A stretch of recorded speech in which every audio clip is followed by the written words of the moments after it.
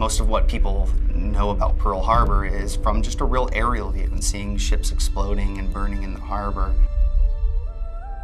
We have a really neat opportunity here to create that experience for players from the ground and put them smack in the middle of it.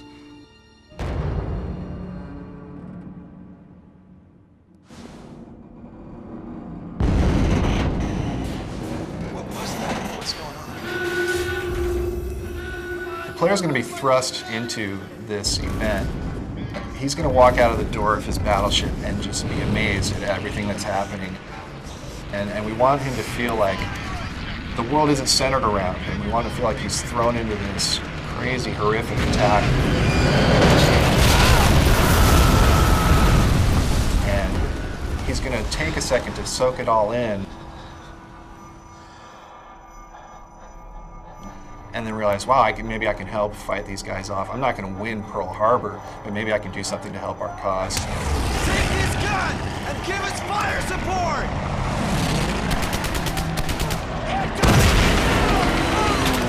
Throughout the game, a lot of the inspiration for the levels was taken from real live accounts.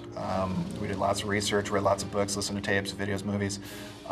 Reading about actual Medal of Honor recipients, what they did to receive these medals. They always say that reality is often more interesting than anything you can come up with, and I think that's very true in this case. Historically, the United States efforts were so different between the Pacific theater and the European theater. It was closer to two different wars than it was two different theaters. So we have a whole fresh palette of new environments and enemies that fought totally differently than our enemies in Europe did. The battles that took place during the first 2 years of the Pacific theater are unbelievable stories for us to tell players about and let them experience. Medal of Honor Pacific Assault, although it shares some similarities with the console version, which is called Rising Sun, it's a completely different game designed exclusively for the PC platform and the PC game player. In the previous Medal of Honor games, our enemies had been pretty straightforward. They would engage you, you'd see them, you'd fight, one of you would win. In Pacific Assault, we're trying to take it to a new level with both the enemies and the tactics they used, having them appear to be more human, having them make decisions based off how hurt they are. Are they going to turn and retreat and go look for help? Let him have it! Instead of just single enemies that you're fighting one at a time, you might be fighting squads of enemies who have a leader who is giving them orders, telling them to fall back, telling them to flank. The squad will also have a morale level that changes based on the combat. So if I'm a Japanese soldier and I'm fighting you, my buddy gets shot, my morale's gonna go down and I might retreat and go hide behind a rock now because I'm a little worried about what's happening. Or if my personality is different, I might instead pull out my sword and charge you.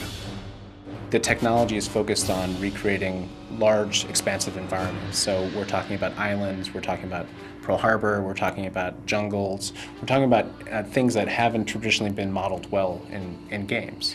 The new render in Pacific Assault will make the gameplay a lot more organic feeling. We'll be able to let the player roam around the world a little bit more freely to make it feel like not everything is planned, like they don't have to go from point A to point B to point C to complete the level. One thing we're really trying to do is create a tense environment, one where you're afraid that you're going to get shot and you really don't want to just go running up the middle of the road. Instead, you're going to be creeping from rock to tree to rock. We might add some more psychological features in there, maybe voices or whispers or a very eerie wind or something that's going to give it more of a moment. Every time that you replay the level, you're not always exactly hearing the same moments over and over again. We go out on weapon shoots with actual World War II weapons to ensure we record the right audio and our animators can see what it really looks like when you shoot one of these guns. They took damn near the entire Pacific with these things. We work with museum curators and reenactors, so we really know what it feels like when a flamethrower goes off a few feet away from you and how to convey that in the game for a player. We go to painstaking efforts to research every aspect of the war and the content of the video game. It provides us with an opportunity to entertain and educate players on World War II. And having the opportunity to build games that are socially conscious is pretty rare these days, and something our team in Electronic Arts takes most seriously.